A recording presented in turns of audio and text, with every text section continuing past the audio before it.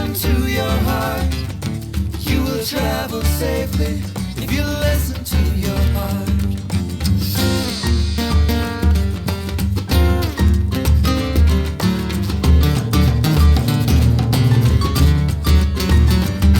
If the messenger is angry and the birds refuse to sing, and everyone is talking but no one hears a thing, if they tell you that you're lost and there's heartache in the cars, you won't be led astray if you listen to your heart. Yeah, listen to your heart, listen to your heart.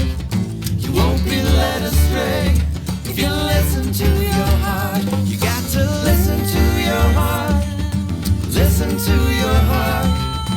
You will travel safely if you listen to your heart.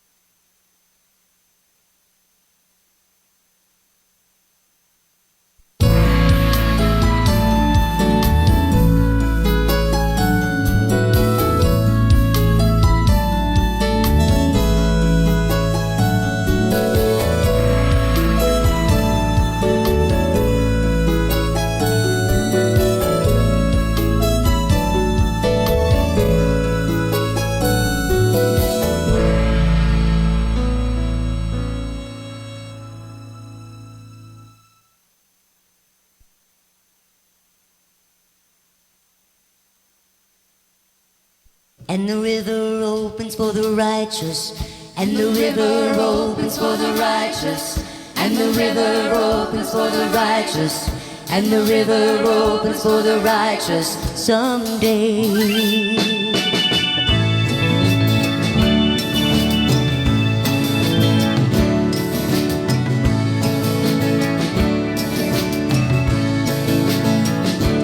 I was walking with my sister, and she asked me what's on my mind.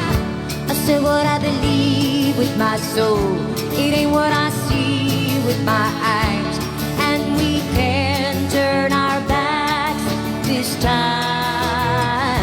I am a patriot and I love my country, because my country is all I know. Wanna be with my family, people who understand me. I've got nowhere else to go. And the river opens for the righteous, and the river opens for the righteous, and the river opens for the righteous someday. And I was talking with my mother, she looked so kind. I said, Mama, what's on your mind? She said, I wanna run like a lion, released from the cages, released from the rages, burning in my heart tonight. Yeah, yeah, yeah, yeah. And I ain't no communist, and I ain't no socialist, and I ain't no imperialist, and I ain't no capitalist, and I ain't no Democrat, sure ain't no Republican. I only know one party, it is freedom.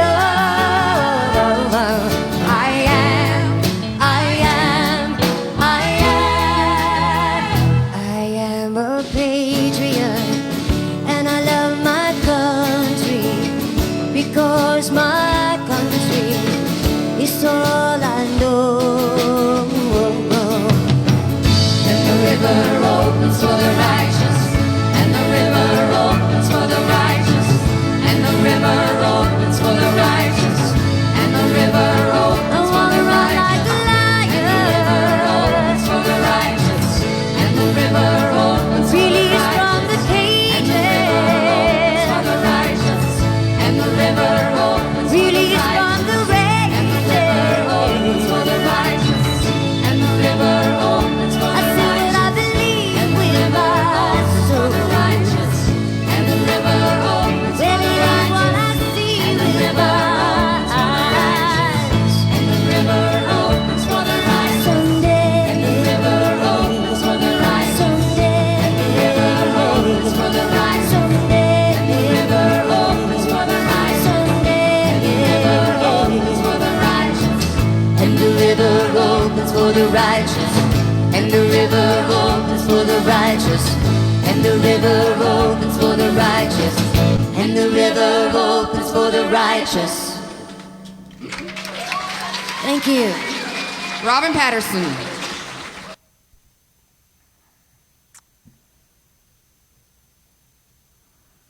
Morning. I hope all of you are well today. It's nice to have you here.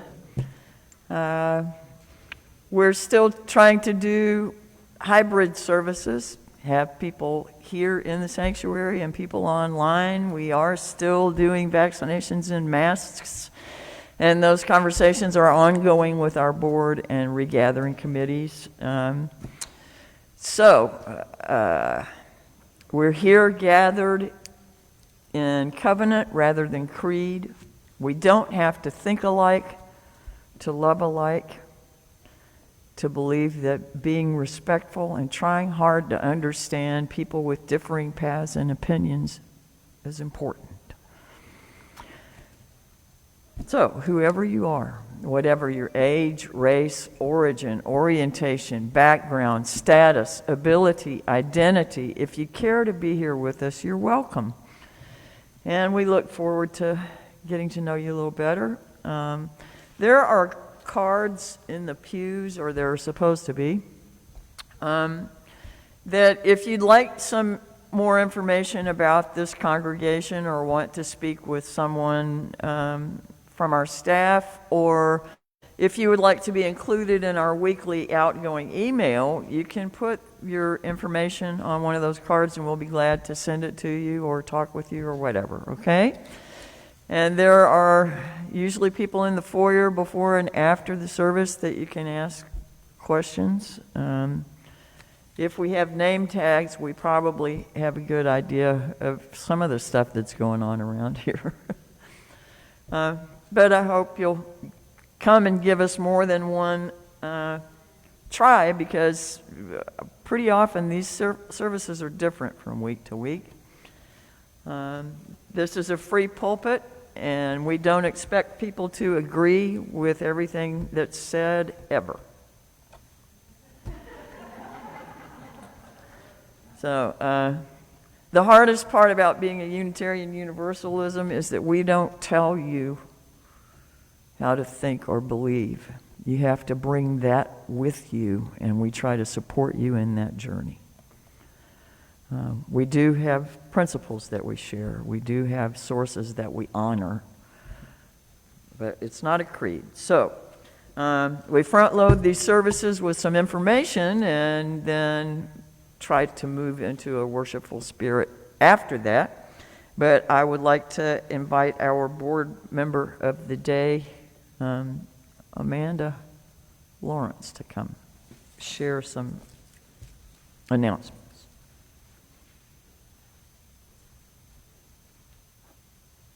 And I did not ask if you're okay with that. Good morning. Normally in our in-person services, we've transitioned to speakers taking their masks off when they talk so that we can be understood a little more clearly. Is anybody uncomfortable with that? Would anyone prefer that I leave a mask on to speak? Okay, cool. Welcome. I have a handful of announcements for you. The first thing I want to do is tell you about our Volunteer of the Month. Our Volunteer of the Month is Eric First. He's not here yet. I think he's not here yet because he's Volunteer of the Month and he hates the acknowledgement. I think he's going to sneak in the back, hoping to be here just as soon as I'm finished talking about him. So if you've never met Eric, you now know one of his defining characteristics, which is he hates credit for all of the work that he does. And he does a lot of work. He is a past board president. He's taught every level of RE practically all of the time. He is the building and grounds chair. If All Souls is doing something here or in the community, you can pretty much guarantee we'll find Eric there. He could be Volunteer of the Month almost any month, and he fights it every time. But this time we said, no, sir. You have to take the acknowledgement, although clearly he doesn't have to be here to get it. So if he sneaks in later, try to get a chance to thank him. He'll be horrified, and For the month of May, our giveaway the plate recipient. Oh, so Ken says that I'm wrong. Eric is actually out of town. He's not just avoiding. Maybe he's watching us on Facebook. Hi, Eric. Our giveaway the plate recipient for the month of May is the United Way of North Louisiana. Northwest Louisiana? One or the other. United Way does a lot of good all over the country, but our United Way of Northwest Louisiana aligns with our principles really well.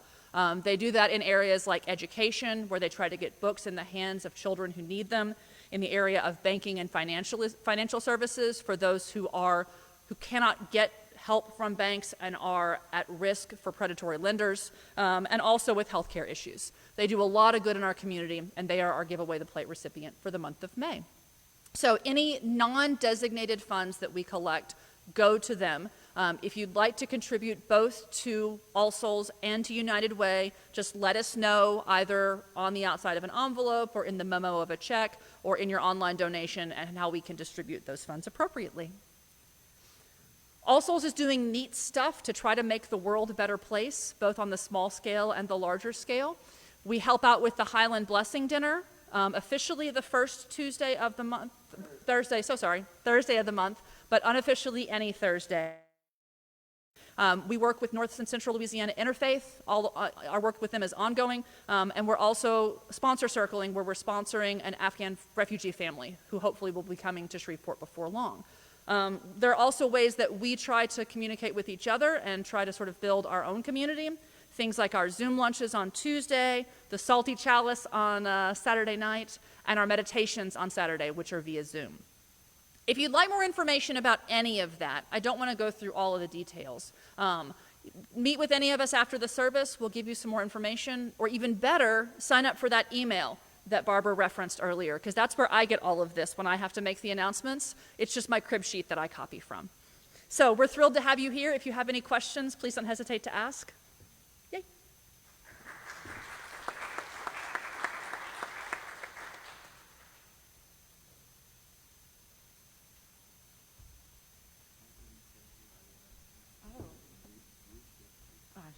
Should I introduce you? Good morning. I'm Susan Caldwell. I'm the Director of Religious Education, and Amanda covered most of it. I just wanted to point out that she mentioned North Louisiana Interfaith, and Interfaith is having a delegates assembly, a regional delegates assembly for North Louisiana Interfaith, which is an organization where people work together on issues, political issues that come up from their neighborhoods. It's very much, it's not a, we talked this morning in our adult religious education class about white saviorism. It is the opposite of that, because it is multi-faith, multiracial coalitions working together on issues in the community and throughout the state. There is a packet as you leave, it'll be on the welcome table, that's got some delegate registration cards. And don't get nervous by the word delegate. It's just, interfaith, we use two words, leaders and delegates. You are all those things when you when you get involved with interfaith. So if you can come to the assembly on June the 14th, please take a minute to fill out that card and drop it in the envelope out there. And we will just kind of, not obnoxiously, but we'll kind of stay in touch to make sure that you understand what it's all about, and that you can be there and maybe bring some friends. We've actually promised to bring 20 people from our congregation. We got ambitious. I don't know, somebody blurted that out at the meeting on Tuesday night. So we are hoping to bring 20 people from our congregation to the Delegates Assembly. And it's a rebuilding of this organization that's been really effective over the years. There was one other, on Sunday mornings at 9 o'clock, we are still doing sessions around the book by Layla Saad, Me and White Supremacy. It is a book that she wrote as a 28-day Instagram challenge, so it has journaling questions for each day. People who are joining us, some are doing the reading and the journaling, some are not. We try to make the questions where anyone can show up and be part of the discussions, and we've had some really good discussions, so I'm hoping that you'll join us for that. And while she did write the book aimed toward white people, people of color have said that the dialogue that happens around it is helpful, and that some of the vocabulary that has come out of it is helpful. So I hope that you will feel free to join us for that. You can just let me know and I'll add you to the list. We are still doing that via Zoom. Again, it's at 9 a.m. on Sundays. I believe that is all I have, except that if you miss someone that you don't see here, give them a call. Give them a call or send them an email, send them a text. And just say, we miss you, not in that guilty way, but in that we miss you way. Thanks.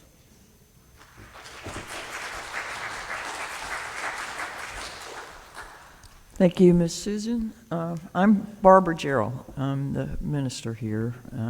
I didn't say that earlier, and I apologize.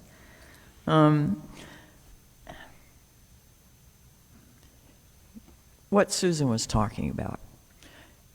It's hard to get back in the habit of having to get yourself ready and out on a Sunday morning. But the energy that comes from every single person that shows up here is a contributing factor in a large way. So please be in touch with people that you look around and want to see that aren't here. Let them know you miss them. Let them know that they make a difference, and let them know that we're like interfaith. We are in a rebuilding phase. I think that the pandemic has given us an opportunity for a reset that's not necessarily an easy one, but it's a necessary one, and we need to have conversations about what that will be, what that looks like, and what we most need from this church, or what we most need to see this church be with our help. So, as we get the business of church behind us a little bit, let's relax into our seats and catch a couple of nice, comfortable breaths.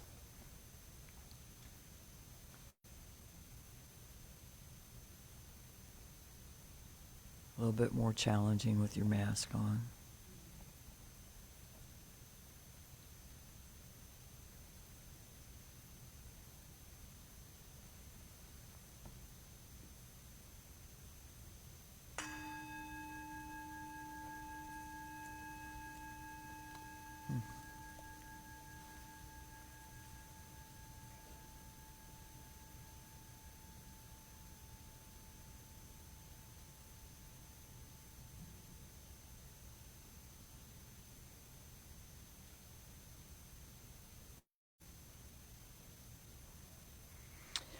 I already left out one song, but let's move on to Spirit of Life.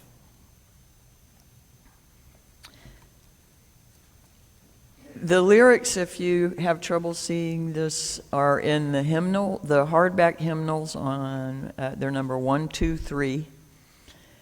And if you will rise in body or spirit,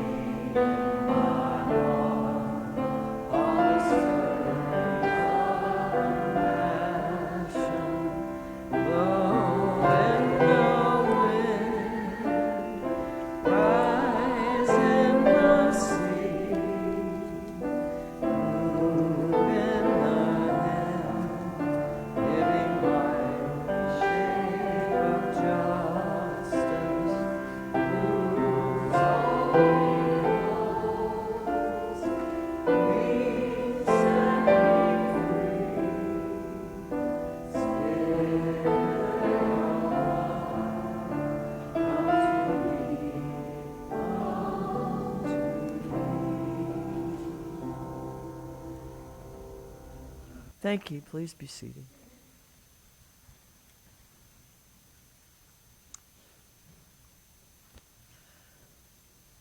From Reinhold Niebuhr, nothing worth doing is completed in our lifetime. Therefore, we are saved by hope. Nothing true or beautiful or good makes complete sense in any immediate context of history. Therefore, we are saved by faith. Nothing we do, however virtuous, can be accomplished alone. Therefore, we are saved by love. No virtuous act is quite as virtuous from the standpoint of our friend or foe as from our own. Therefore, we are saved by the final form of love, which is forgiveness.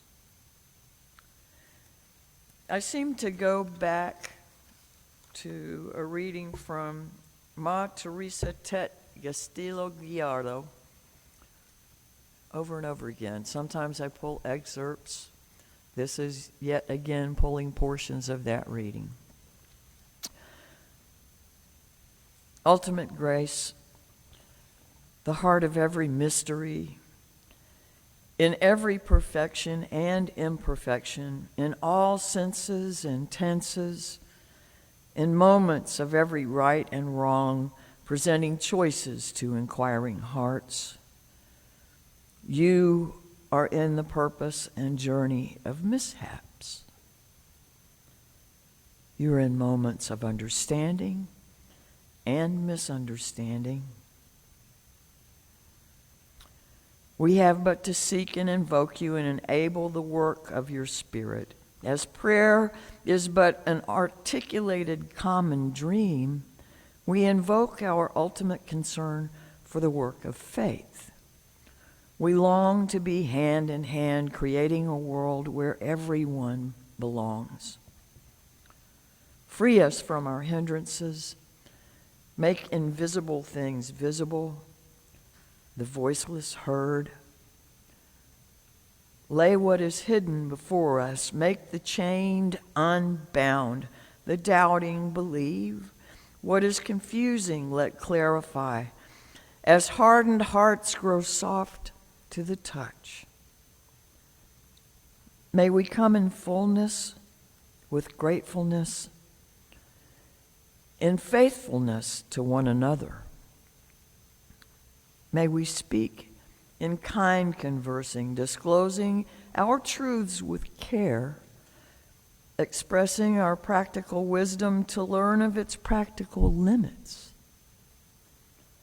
For the world was not meant to be possessed by a singular truth, but to be built together upon relationships, relations, revelations.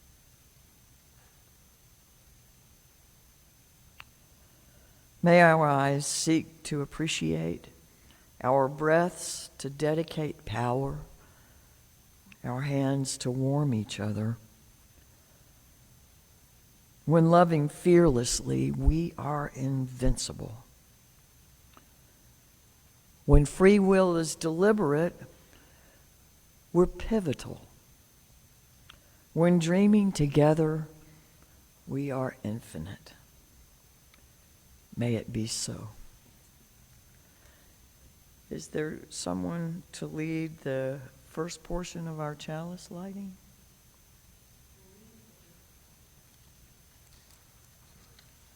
You believe what?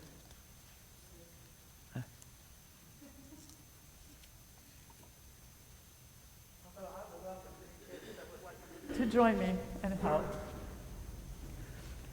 We light this chalice to celebrate Unitarian Universalism. This is the church of the open mind. This is the church of the helping hands. This is the church of the loving heart. Together, with mind, hands, and heart, we care for the earth and for each other.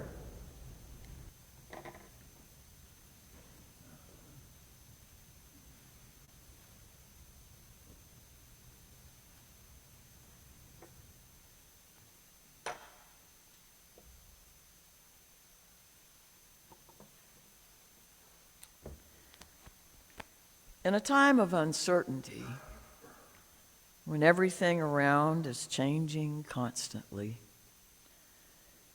each day new developments, rising numbers, when the world we live in seems upside down, we light our chalice to remind ourselves of our grounding in our faith.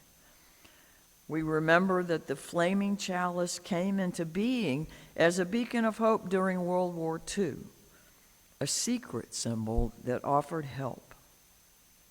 In the midst of it all, we wrap ourselves in the warm light of a familiar flame, a reminder of the strength that emerges when we come together in community. Would you please rise in body or spirit again and join me in the unison affirmation as you are willing?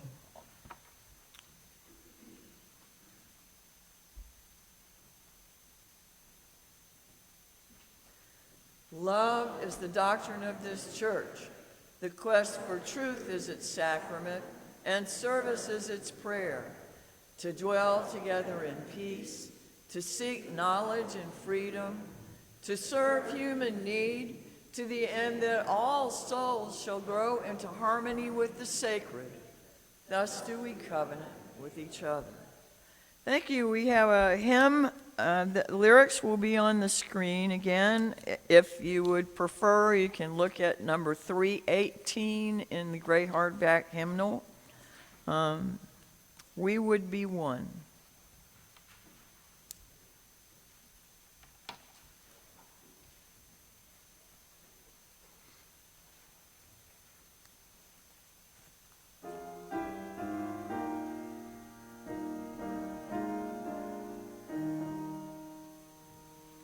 We would be one as now we join in singing our hymn of love to pledge ourselves anew to that high cause of greater understanding of who we are and what in us is true.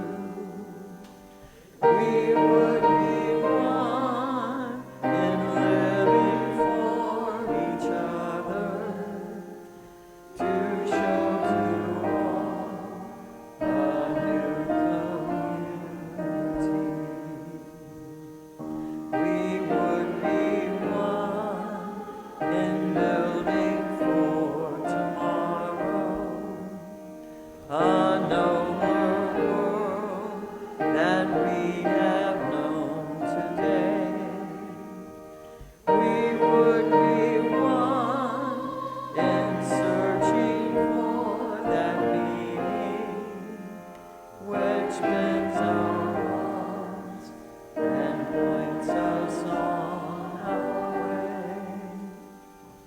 As one we pledge ourselves to greater service, with love and justice strive to make us free. While we're standing, let's go ahead and tag this with a couple of choruses of Come, Come, Whoever You Are. I want the energy of that, all right? So let's get it going. Come, come, whoever you are, wanderer, worshiper, lover of leaving. Ours is no caravan of despair. Come, yet again, come. Once more. Come, come, whoever you are, wanderer, worshiper, lover of leaving. Ours is no caravan of despair. Come, yet again, come. Thank you. Please be seated. I appreciate that. This does not have a battery. As you can see. All right, for this morning's story or Time for All Souls, guess what? It's time for a Unitarian Universalist pop quiz. Is everybody ready? Take my mask off. Thank you for the reminder. All right. Let's start with an easy one. And kids, if when you know these, you yell them out, okay? So give them a little chance first, but the grown-ups are welcome too. We need not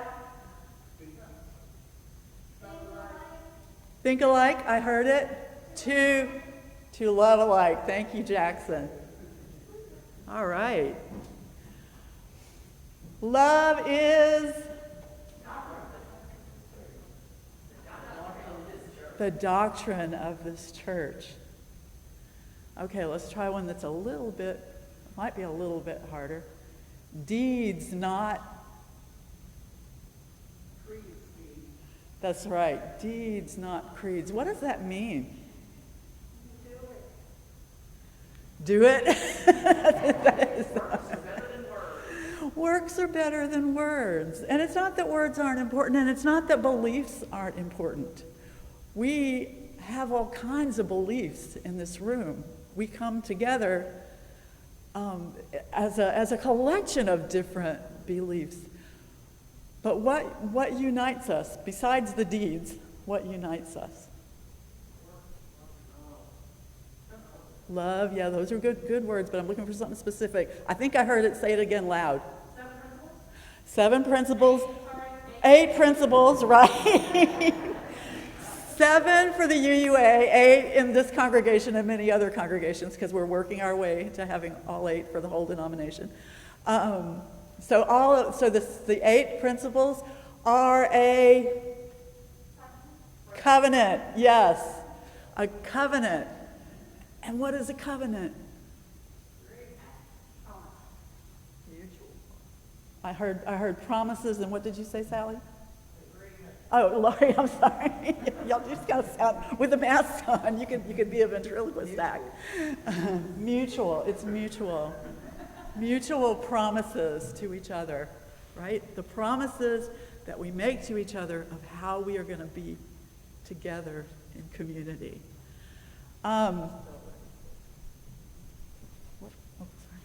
Tell me one principle, and let's let the kids go first on this one. And it can be the grown-ups' language or the kids' language, and it doesn't have to be exact words. One principle. Jack. What, Jackson? Care for each other. That's, yeah, that's in there, definitely. The inherent worth and dignity of every person. That's part of our covenant, isn't it? Can somebody name another one? We'll open this up to everybody. Justice, equity, and compassion. Now, I like this over here. I want you to look. Kathy's doing her research, and that's fine. You don't, because you don't have to know everything in the world. Sometimes you just need to know where to find it, right? We're always learning. We're a learning faith. We're a learning congregation. So that was a great example of, it's all right if you look up the answers. Anybody want to tell me another principle? How about if I start? Justice. They didn't hear it. Justice, equity, and compassion. Zoe, did you have your hand up? Did you want to tell me one? Love one another is definitely a part of it. That's definitely in there. Not in so many words, but yeah, that's a part of what we try to do. What? The interconnectedness of all things, the interdependent web of all existence, that each one of us is connected to every other one of us, and we're all connected to all the plants and animals and birds and everything else in this great web of life. Yes, democracy, the right of conscience and use of the democratic process. That's right. That's right. These are available in little cards that are in the foyer if you want to read them all. And how many people carry some of those little cards with you, just out of curiosity? It's a great idea, and if somebody asks you what that is, you can say, well, as a matter of fact, here. But they don't have the 8th one on it. They don't have the 8th one on it yet. That's true, and so we need to get some of those. But I wanted to. I have a quick story and one more question. Someone called, and it's a long story about how it all started. But somebody on the phone said, well, I don't really know that much about your church. She goes, I know y'all love everybody. And she said it kind of like it was not a good, but I said, if that's what you know about us, that's great. I'm really happy about that. Finally, I have one more question. Is this the church where you can believe anything you want? No. Why is that? Okay, you're really quick with the no. Why not? I mean, we have freedom of belief, right?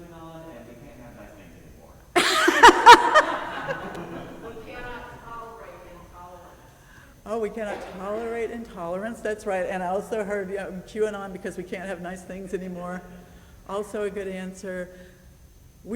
Our search for truth is free, and it's also responsible. We're on a free and responsible search for truth. So we have to test the things that we find against our experience, against whatever else we've learned about this life. So, no, it's not the church where we can believe everything, anything we want. It's a church where we're each one of us on our free and responsible search for truth, and we learn by listening to each other, and we learn by being together, and then we go out and we do deeds, not creeds. Thank you all.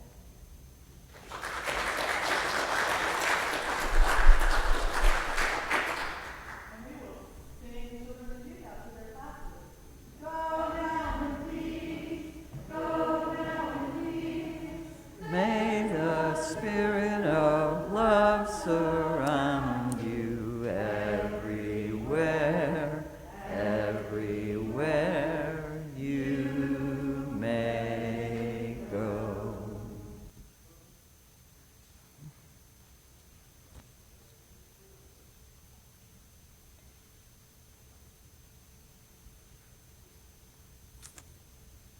I have a couple of readings.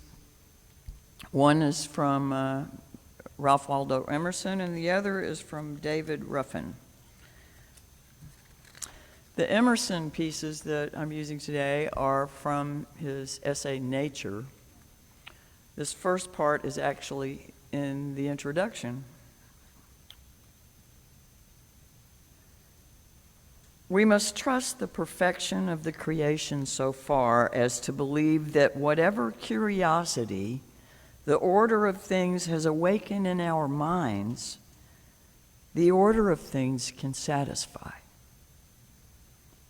I'm going to modify some of his archaic binary language. So please excuse my paraphrasing. Every person's condition is a solution and hieroglyphic to those inquiries he would put. He acts it as life before he apprehends it as truth. In like manner, nature is already in its forms and tendencies describing its own design. Let us interrogate the great apparition that shines so peacefully around us. Let us inquire, to what end is nature? All science has one aim, namely to find a theory of nature. We have theories of races and functions, but scarcely yet a remote approach to an idea of creation. We are now so far from the road to truth that religious teachers dispute and hate each other, and speculative people are esteemed unsound and frivolous. But to a sound judgment, the most abstract truth is the most practical. Whenever a true theory appears, it will be in its own evidence. Its test is that it will explain all phenomena. Now, many are thought not only unexplained, but inexplicable, as language, sleep, madness, dreams, beasts, sex.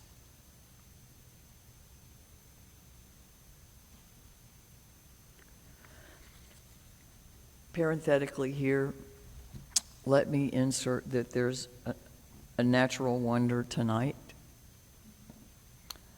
The full moon will be a blood moon. I understand that it is 11:39 Eastern Time. I don't know what that translates into Central Time.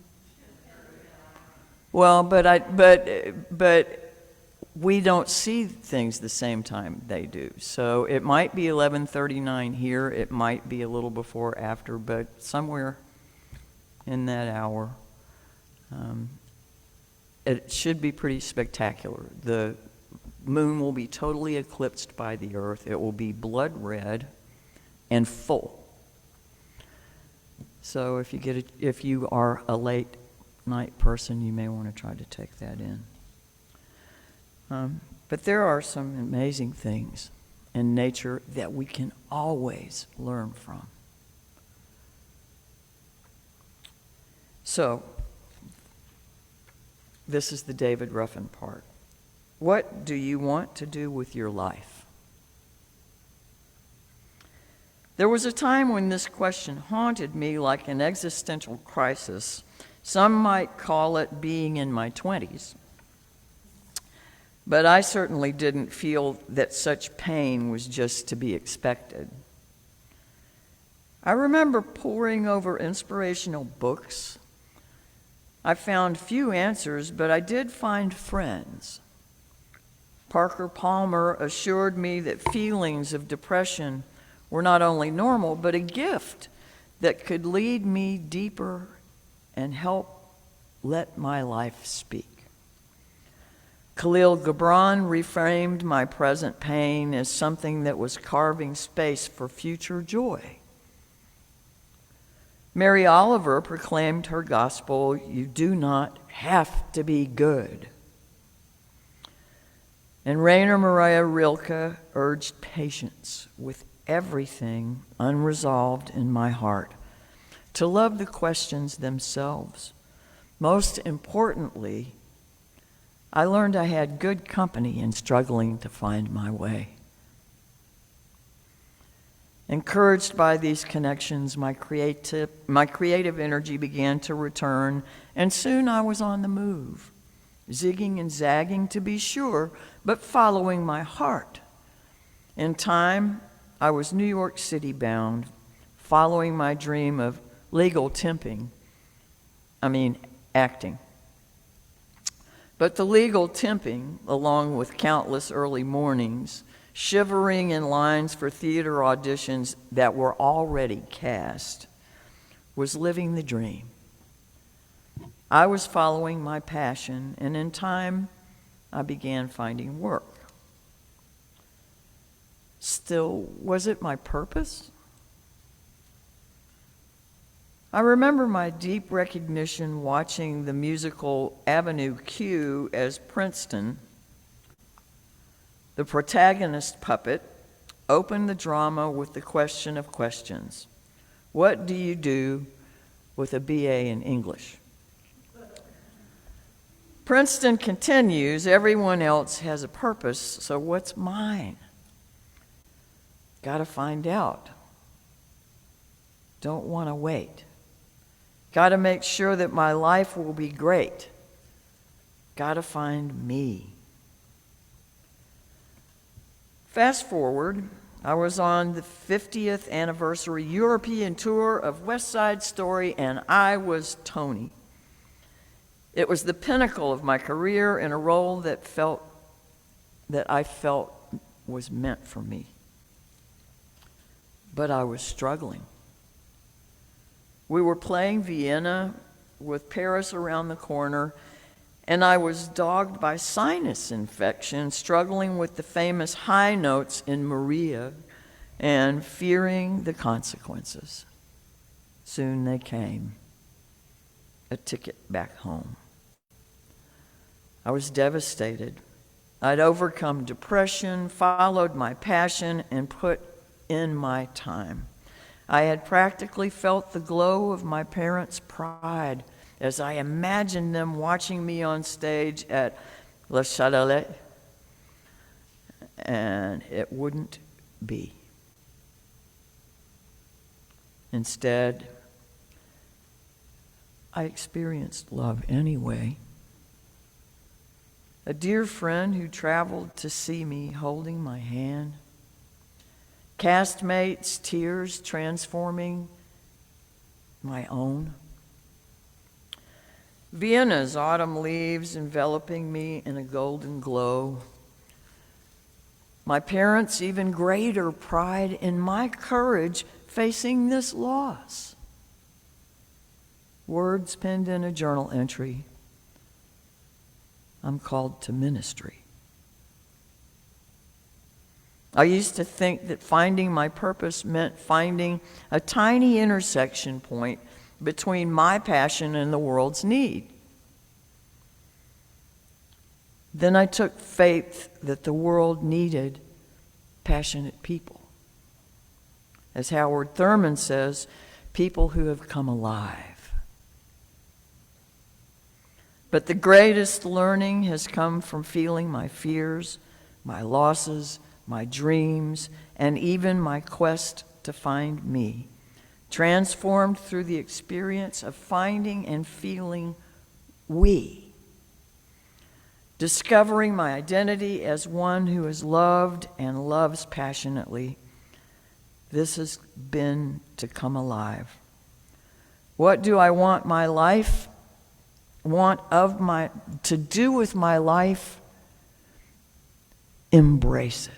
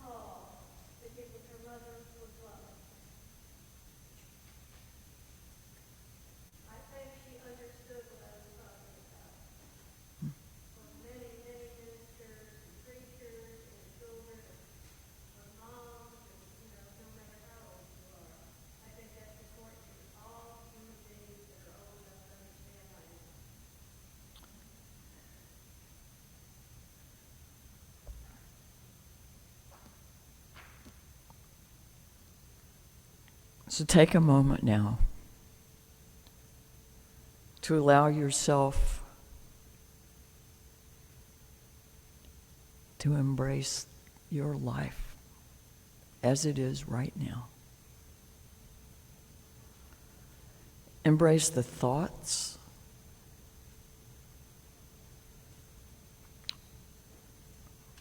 wrap them in care.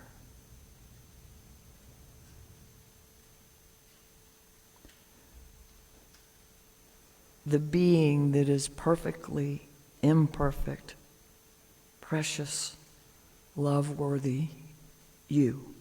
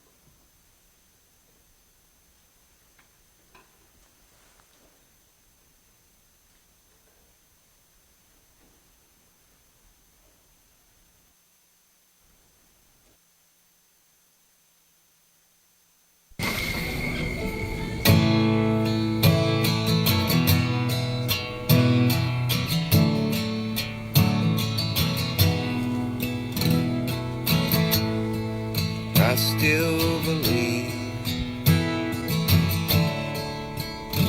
though it's harder now. Helps me to find some things that will lead me away from doubt. A conscious choice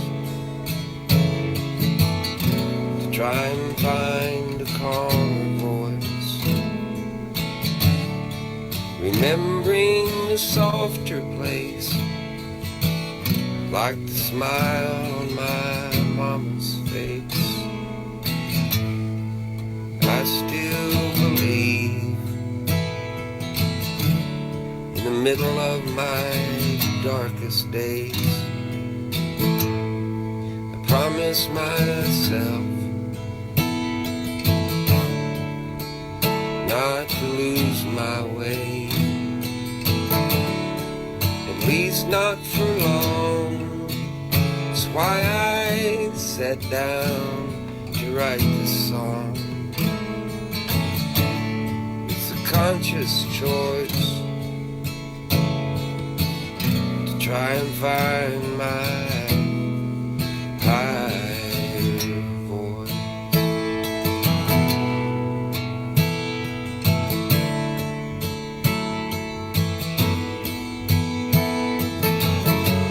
And I won't look away from all the trouble in the world today. What makes my heart sink? Mostly it's just the weight of the darker things that I think. So it's a conscious choice to try and find my loving voice and stay in the softest place, for there lies saving grace. I still believe, even if it's harder now.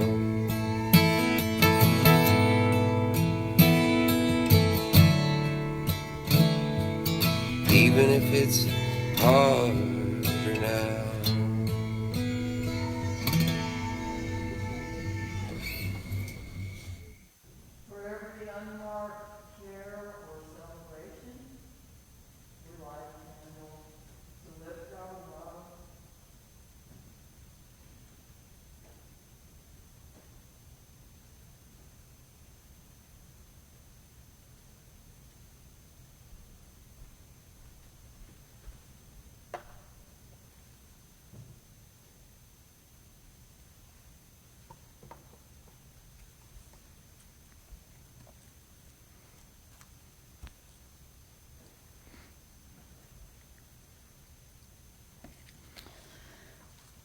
A couple of weeks ago, I received an email from the Unitarian Universalist Association, or UUA,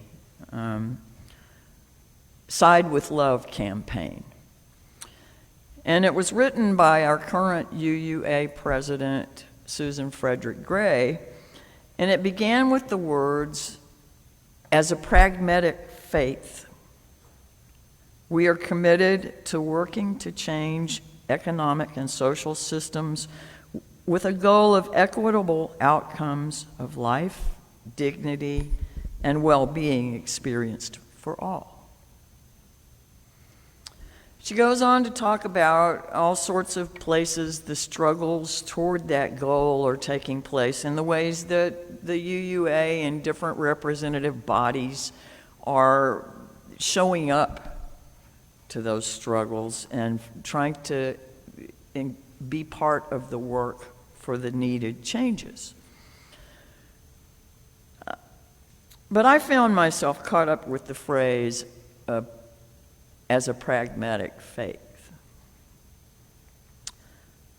Is that what we are?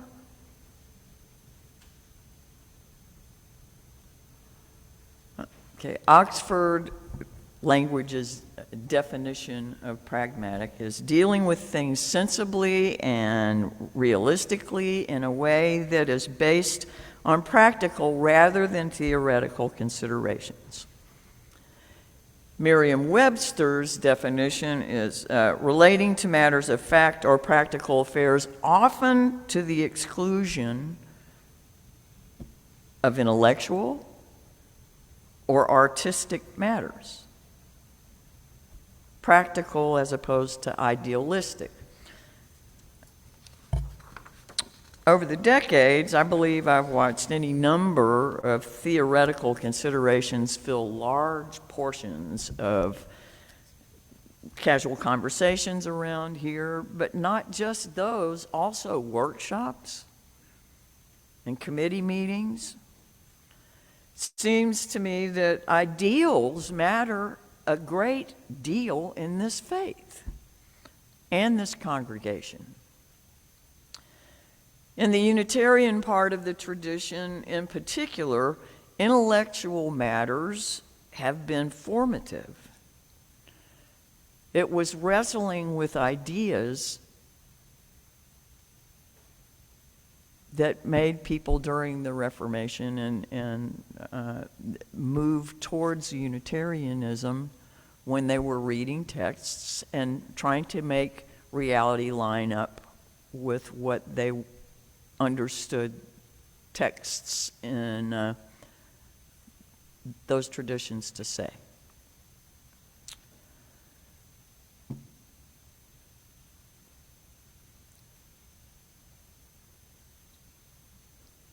Part of the Unitarian portion of this tradition is also the transcendentalists, the poets, the authors, educators, ministers, builders, inventors, performers, visionaries, without which this would not have the shape that it does, or it would not have been on the journey that it has been to get this far.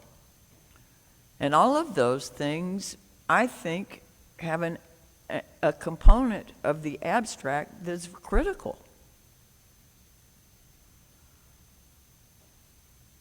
Now, admittedly, those same theoretical considerations hold on those same theoretical considerations hold on sometimes on these different occasions can monopolize our time such that the practical responses get left out completely, or we don't arrive at the practical applications of things. Or historically, that has been true. We have had some presidents in a string that have been great about keeping us on task and trying to get us to the practical matters. Anyway, practical meaning the actual doing of the work and carrying out the proposed visions, honing in on feasibility and achievable steps to ensure success of the well-considered plans. Practical. Of or concerned with the actual doing or use of something rather than the theory or ideas of it. Likely to succeed or to be effective in real circumstances. Feasible. Still, I remember multiple occasions that in northern Louisiana interfaith, our once upon a time organizer, Lady Carlson, would quote Proverbs 29:18. That's in the Hebrew Testament. Where there is no vision, the people perish.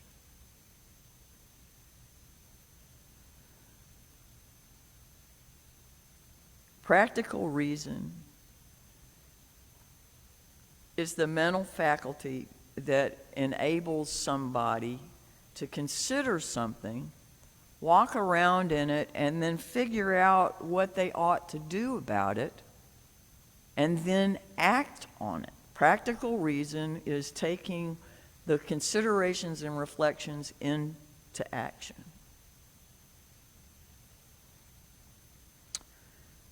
Many of you have so very many responsibilities. Between your work and families, there's plenty of opportunity to be overwhelmed, or at least weary, possibly overextended.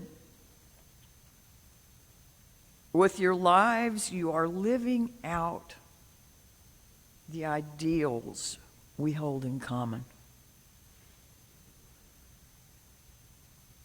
Our shared vision for this world. Others of you may not currently have job obligations or young ones at home, but you are making choices of how to fill your time that continue to support the vision of a peaceful, fair, and free world for all people and the rest of the interdependent web of life of which we're all a part.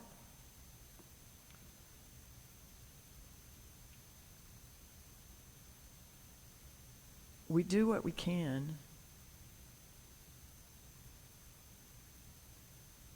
to use our reason in a practical fashion. I don't think we're as guilty of getting caught up in the theoretical debates that we used to let absorb a lot of our time. By your actions, by your heart,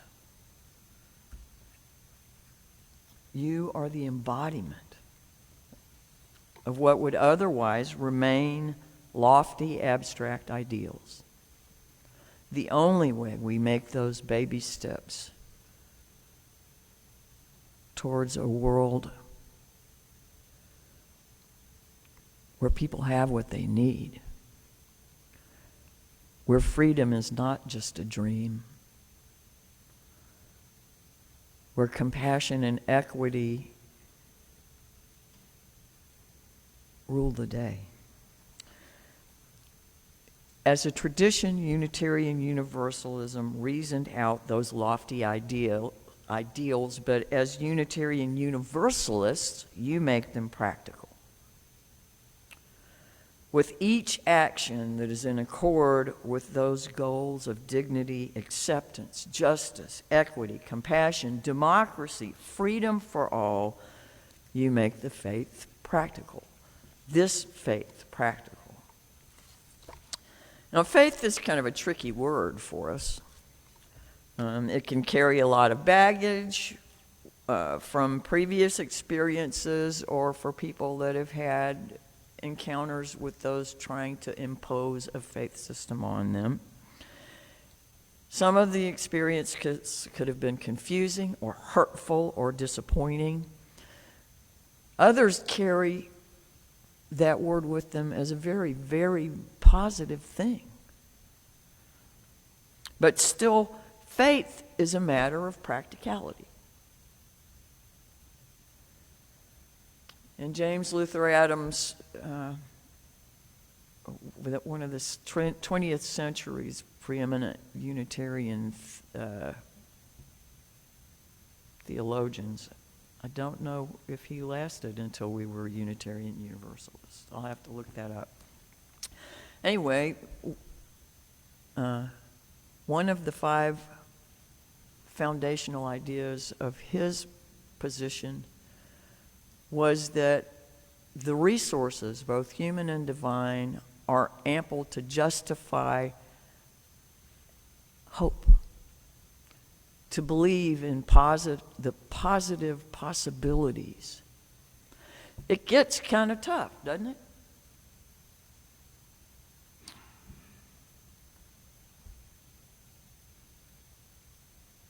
I don't know where people with no faith find meaning in their lives, but I know many do.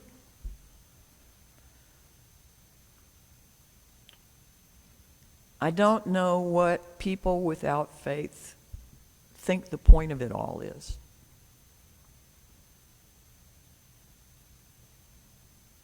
Why speak out against injustice?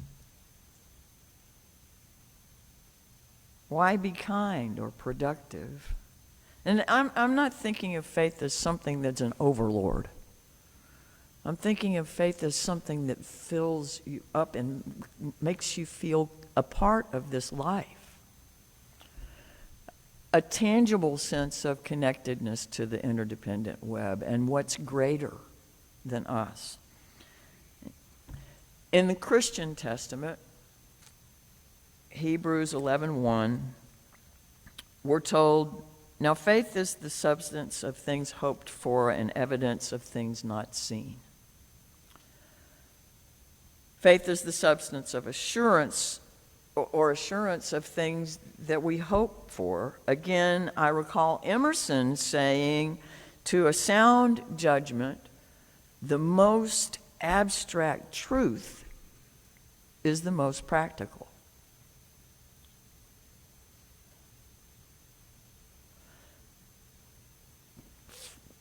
On in his essay on nature, he goes on, he says there's no question that's unanswerable.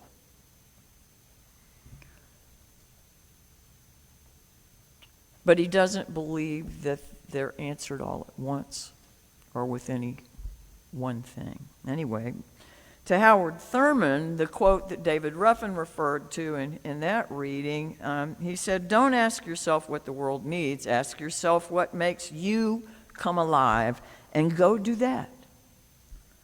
Because what the world needs is people who have come alive.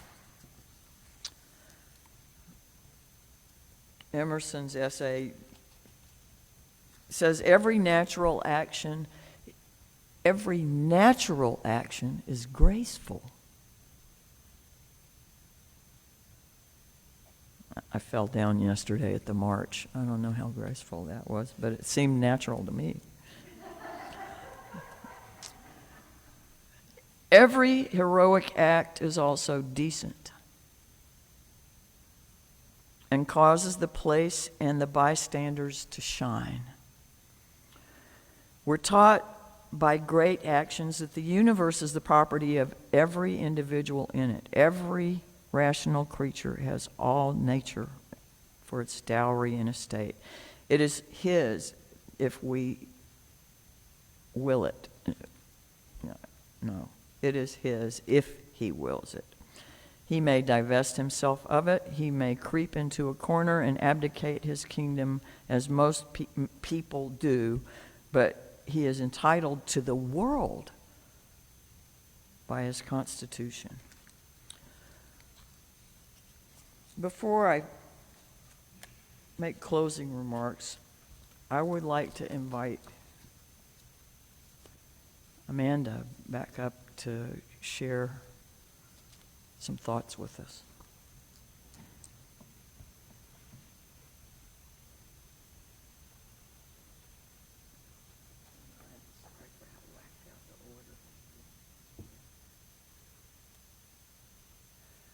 She's supposed to let me go first. I'm not supposed to have to follow her? Not so sure about this. I was asked to give a reflection on sort of why I'm here, why All Souls is worth the effort and the time that we put into it. And to know that, I need to give you a tiny bit of context about me. Some of you I met this morning, some of you I've known for a long time. The two things that are important are that I'm a science teacher and I'm a mom. Those are, you got most of me right there. So the science part of me has been a skeptic, an agnostic at best for most of my life. But then there's the mom part of me.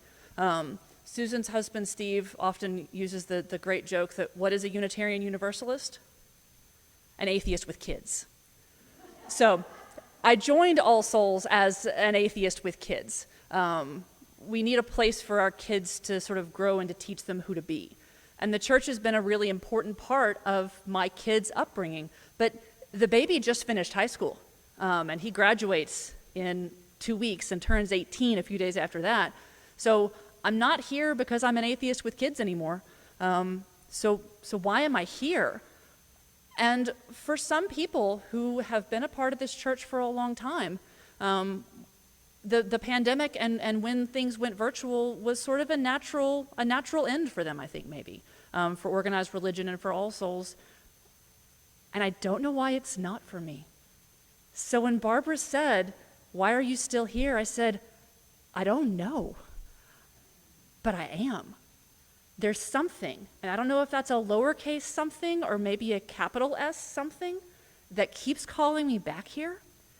If there's a thing that's bigger than us that we don't understand, there's some kind of barrier between us and it, and that barrier is thinner for me here than anywhere else in the world. So, I don't know, but that's the best I've got for you right now.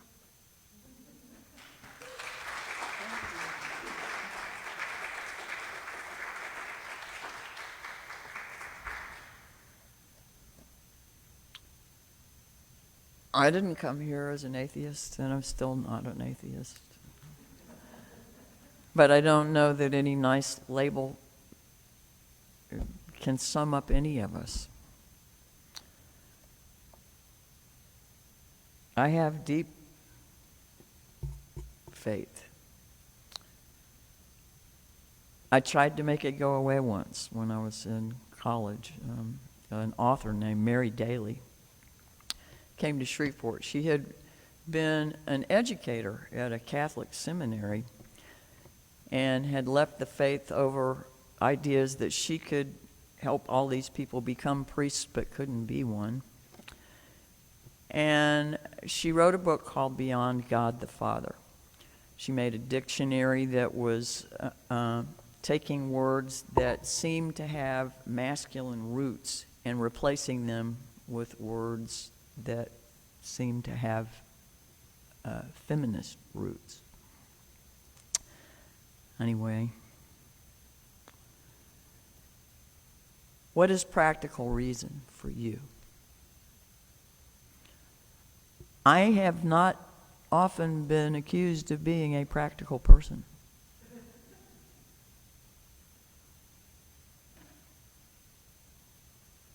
I'm a dreamer. I don't want to give that up. I have faith that no matter how it looks,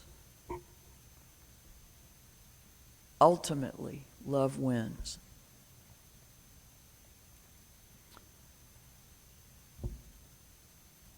Wherever you find your faith, wherever you find your vertical connection, I hope it can fill you so that the horizontal connections and the work that it takes to make this faith practical call to you. May our practical reason and our practical faith awaken in us and the world around us so that we may all come alive. Amen. Our closing hymn is Wake Now My Senses.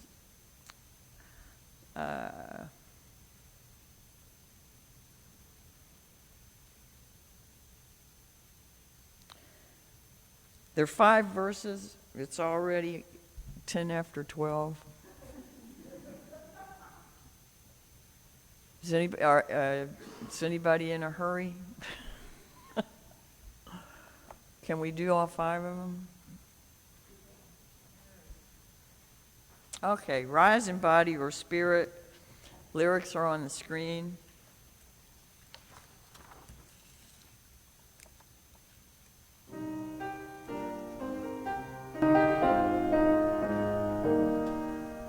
Wake now my senses and hear the earth call. Feel the deep power of being in awe.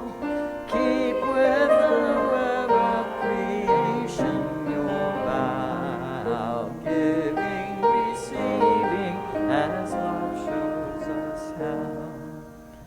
Wake now my reason, reach out to the new. Join with each pilgrim who quests for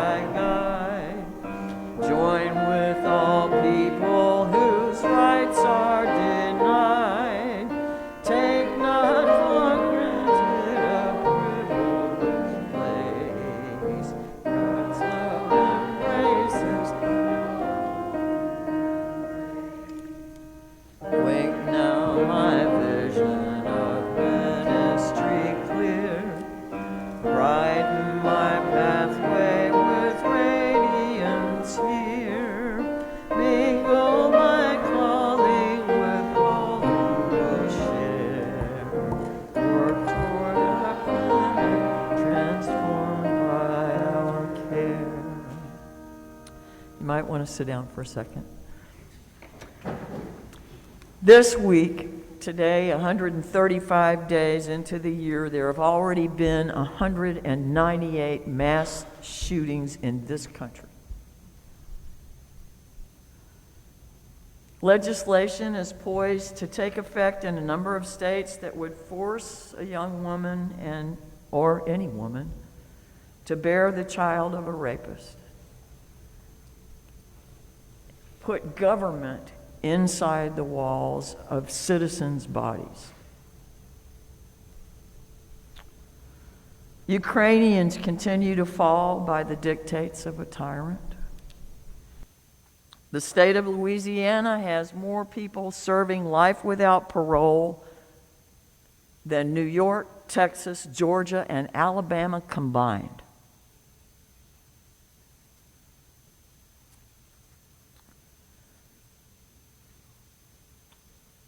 One of the formative people in our faith tradition, Sophia Lyon Fawes, wrote, "We are resolved to protect individual freedom of belief.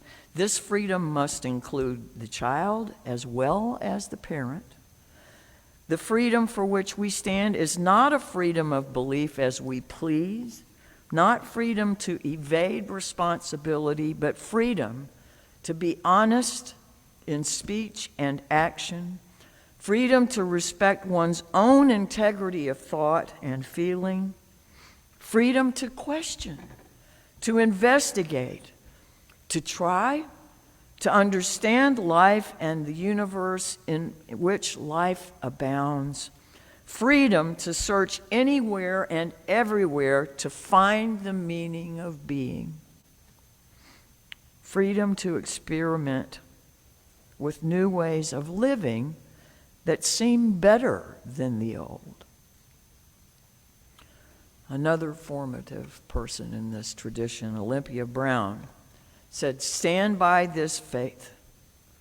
Work for it and sacrifice for it. There is nothing in all the world so important as to be loyal to this faith which has placed before us the loftiest ideals, which has comforted us in sorrow, strengthened us for noble duty, and made the world more beautiful.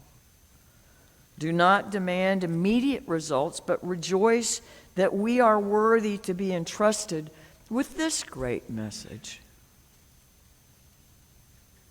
You are worthy. You have value.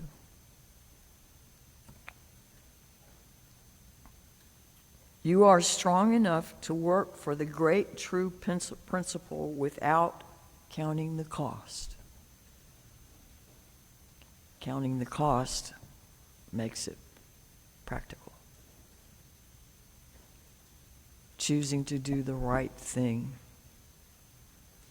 makes it faith. Going on finding ever new applications of these truths and new enjoyments in their contemplation, always trusting in the one perpetually unfolding sacred mystery, which ever lives and loves. May we go in peace. May we go in compassion. And may we come alive.